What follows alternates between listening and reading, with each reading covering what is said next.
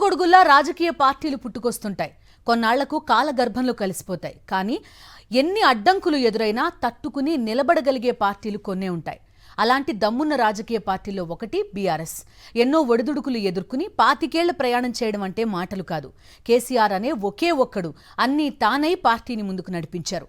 తెలంగాణ ఉద్యమంలో గాఢాంధకారం నిలుముకుంటున్న సమయంలో అతనొక్కడే లక్ష్యాన్ని సూటిగా చూశాడు. 4 కోట్ల మంది ప్రజల దశాబ్దాల కల నెరవేర్చడమే కాదు, 10 ఏళ్ల పాటు సుపరిపాలన అందించారు. ఇంతకీ కాలం కాచి వడబోసిన ఆ నాయకుడి కథేంటి? తెలంగాణ అస్తిత్వాన్ని నిలువెల్లా నింపుకున్న ఆ బక్క పలచని బాహుబలి పోరాటం చెబుతున్న పాఠమేంటి? ఆజానుబాహుడు కాదు, చూడగానే ప్రత్యర్థుల గుండెల్లో దడ పుట్టించే పర్సనాలిటీ అసలే కాదు. అతనొక సాదాసీదా బక్క పలచని మనిషి. కానీ అతను పొలికేక పెడితే ప్రత్యర్థుల చెవుల్లో చావుకేకై వినిపిస్తుంది.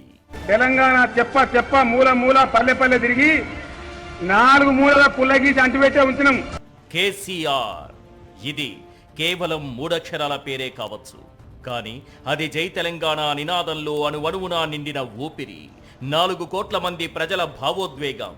తెలంగాణ ప్రజల గుండె దరువు టీఆర్ఎస్. కేసీఆర్ సబ్బండ వర్గాల సూర్యుడై పొడుస్తున్న పొద్దు మీద పోరు తెలంగాణమై ఉదయించాడు. కేసీఆర్ చచ్చుడో తెలంగాణ వచ్చుడో అంటూ 4 కోట్ల మందిని ఊగించి ఉరికించి విజయ తీరాలకు చేర్చాడు. 25 ఏళ్ల గులాబీ ప్రస్థానం గురించి మాట్లాడుకునే ముందు 4.5 దశాబ్దాల నికార్సైన పోరాట యోధుడి చరిత్ర గురించి కూడా మాట్లాడుకోవాలి. ప్రత్యేక రాష్ట్ర సాధనలో కేసీఆర్ పాత్ర ఏంటి? చావు నోట్లో తలపెట్టి 4 కోట్ల మంది కలను ఎలా సాకారం చేశారు? తెలంగాణ రాజకీయ చరిత్రలో ఒకే ఒక్కడిలా ఎలా నిలిచారు? అన్నీ క్లియర్గా మాట్లాడుకోవాల్సిన సమయమిది. రాజకీయ యుద్ధాల్లో ఆరితేరిన యోధుడెవ్వడు? ఉద్యమాన్ని ఉరకలెత్తించిన ధీరుడెవ్వడు? 4 కోట్ల మంది ప్రజల కల కోసం చావును ముద్దాడిన వీరుడెవ్వడు? తెలంగాణలో అణువణువు తెలిసిన ఏకైక నాయకుడెవ్వడు? తెచ్చిన తెలంగాణను దేశమంతా మెచ్చిన స్థాయికి తీసుకెళ్లిన చతురుడెవ్వడు? ఈ ప్రశ్నలన్నింటికి ఆ 3 అక్షరాలే సమాధానం. అదే కేసీఆర్. చాలా మంది చరిత్ర నుంచి ప్రభావితమవుతారు, కొందరే చరిత్రను ప్రభావితం చేస్తారు. అలాంటి వారిలో కల్వకుంట్ల చంద్రశేఖరరావు ఒకరు. ఉక్కు సంకల్పం, వ్యూహ చతురత అతని సొంతం. అధికారంలో ఉండగా అతన్ని ఫామ్ హౌస్ ముఖ్యమంత్రి అని హేళన చేయొచ్చు. 10 ఏళ్ల ప్రజారంజక పాలన తరువాత అతను ఓడిపోవచ్చు. నాటి ముఖ్యమంత్రి నేడు మాజీగా మిగిలిపోవచ్చు. అధికారం చలాయిస్తున్న నేతలు, అధికారం కోసం పాకులాడుతున్న లీడర్లు అతని గురించి అత్యంత హేయంగా, హేళనగా మాట్లాడొచ్చు. శిఖరాగ్రానికి చేరుకున్న వ్యక్తి పాతాళం నుంచి చూసేసరికి సూదిమొనంతే కనిపిస్తాడు. కానీ చెరిపేస్తే చెదిరిపోయే చరిత్ర కాదతనిది. మరిపోస్తే మరిచిపోయే ఉద్యమ పోరాటం కాదతనిది. కాలంతో కరిగిపోయే క్రొవ్వొత్తి కాదతను.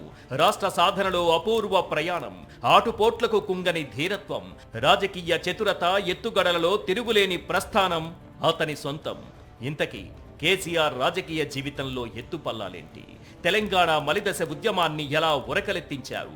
చావు నోట్లో తలపెట్టి తెలంగాణను ఎలా సాధించారు? ఆరంభింపరు నీచమానవులు విఘ్నాయాస సంత్రస్తులై, ఆరంభించి పరిత్యజించుదురు విఘ్నాయత్తులై మధ్యముల్, ధీరుల్ విఘ్న నిహన్యమానులగుచున్ ధృత్యున్నతోత్సాహులై, ప్రారబ్ధార్థములుబ్జగించరు సుమి ప్రజ్ఞానిధుల్ గావునన్.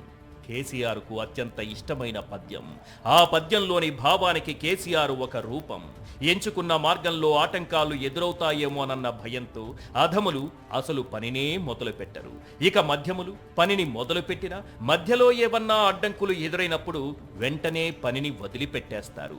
ఇక ధీరులున్నారే, వారు ఎన్ని ఆటంకాలు ఎదురైనా సరే మొదలుపెట్టిన కార్యాన్ని అంతకంతకు రెట్టింపు ఉత్సాహంతో పూర్తి చేసి తీరుతారు. అలాంటి ధీరుడే కేసీఆర్. 71 ఏళ్ల వయసు, 45 ఏళ్ల రాజకీయ ప్రస్థానం, 38 ఏళ్లకు పైగా చట్టసభలకు ప్రాతినిధ్యం, 13 ఏళ్ల ఉద్యమ చరిత్ర, 10 ఏళ్లు ముఖ్యమంత్రి. ఇంతకు మించి ఒక గొప్ప నాయకుడికి ఏం చరిత్ర ఉంటుంది? ఏ ఒక్కరి వల్ల తెలంగాణ రాష్ట్రం సాధ్యం కాలేదన్నది నిత్య సత్యం. ఇందులో రైతులు, సామాన్యులు, మేధావులు, యువకులు, విద్యార్థులు, ఉద్యోగులు, న్యాయవాదులు, మహిళలు, ఇలా అందరి పాత్ర ఉంది. కాకపోతే వీరందరినీ ఒకే తాటిపైకి తెచ్చి ఉద్యమ బాటలో నడిపించిన ఘనత కేసీఆర్కు మాత్రమే దక్కుతుంది. తెలంగాణ మలిదశ ఉద్యమానికి సంబంధించి ప్రతి మలుపులోనూ గెలుపులోనూ ఆయనే ఉన్నారు.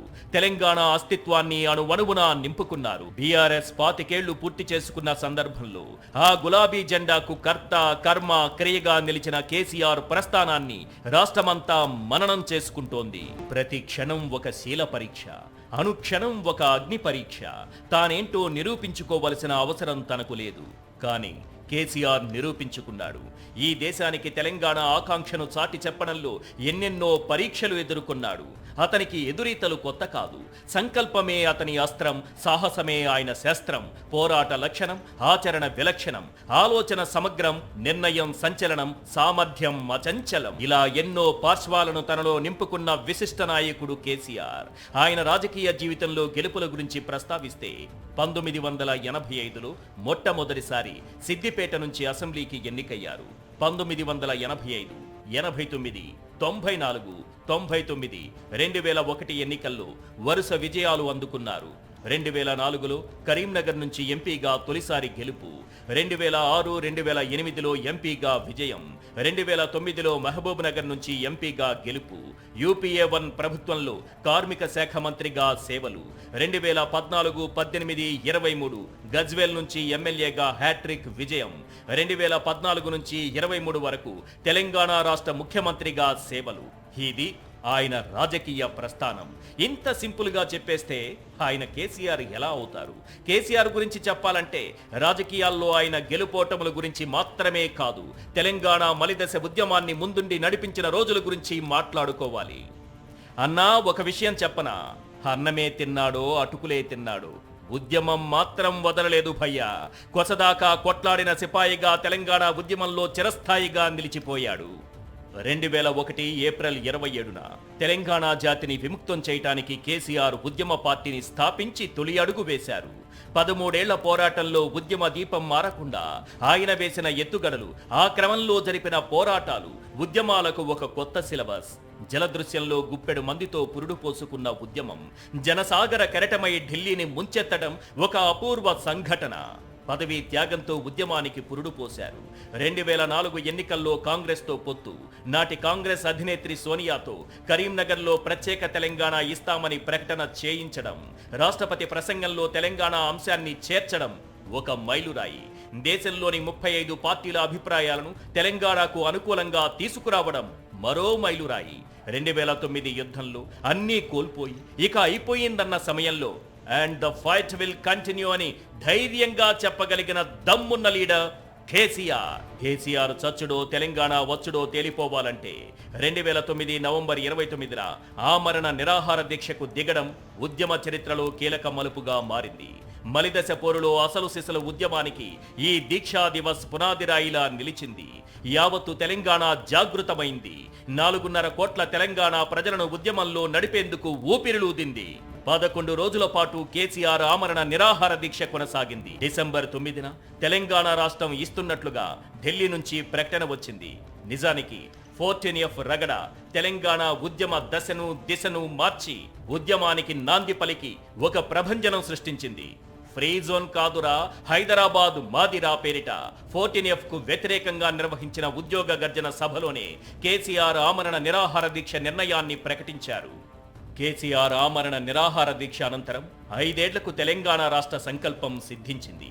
కేంద్ర ప్రభుత్వం యూపీఏ పరిణామాలు, ఉత్కంఠ నడుమ వాయిదాలపై ఊరిస్తూ అఖిలపక్ష తీర్మానాలు చేయించి లోక్సభలో 2014 ఫిబ్రవరి 18న తెలంగాణ రాష్ట్ర ఏర్పాటుకు ఆమోదం తెలిపారు. రాజ్యసభలో ఫిబ్రవరి 20న హైదరాబాదుతో కూడిన 10 జిల్లాల తెలంగాణకు ఆమోదముద్ర వేశారు. మార్చి 1న అప్పటి రాష్ట్రపతి ప్రణబ్ ముఖర్జీ ప్రత్యేక తెలంగాణ ఏర్పాటుకు రాజముద్ర వేశారు. అలా కేసీఆర్తో పాటు 4 కోట్ల మంది తెలంగాణ ప్రజల దశాబ్దాల కల నెరవేరింది. 2014లో రాష్ట్రం ఏర్పాటైంది. ఖేల్ ఖతం, టీఆర్ఎస్ దుకాన్ బంద్ అని అనుకున్నారంతా. తెలంగాణ ప్రకటించిన తరువాత టీఆర్ఎస్ అవసరమేంటన్నది వారి ప్రశ్న. అయినా ఇవేవీ లెక్క చేయకుండా టీఆర్ఎస్ ఒంటరి పోరుకు సిద్ధమైంది. ప్రత్యేక రాష్ట్రాన్ని అన్నిటా ప్రత్యేకంగా నిలపాలంటే ప్రజాప్రభుత్వమే అధికారంలోకి రావాలన్నారు. కేసీఆర్ను ప్రజలు బలంగా నమ్మారు. వరుసగా 2 సార్లు ముఖ్యమంత్రిని చేశారు. ఉద్యమ పోరులోనే కాదు, అభివృద్ధి హోరులోనూ కేసీఆర్ ఎప్పుడూ ముందు వరుసలోనే ఉంటారు. ఇది కాలం కాచి వడబోసిన నాయకుడి కథ, కాలాన్ని కాచి వడబోసిన ఒక యోధుడి గాథ. ఓ 50 ఏళ్ల తర్వాత అప్పటి తరం కేసీఆర్ను కాల్పనిక పాత్ర అనుకున్నా ఆశ్చర్యపోనక్కర్లేదు. ఎందుకంటే ఆయన అలా ఉండటం ఆయనకు మాత్రమే సాధ్యం, ఆయనలా ఉండటం మరొకరికి అసాధ్యం. క్లుప్తంగా చెప్పాలంటే కేసీఆర్ ఉద్యమాలకు ఊతం, లీడర్లకు పాఠం, స్వపరిపాలనకు సరికొత్త శకం.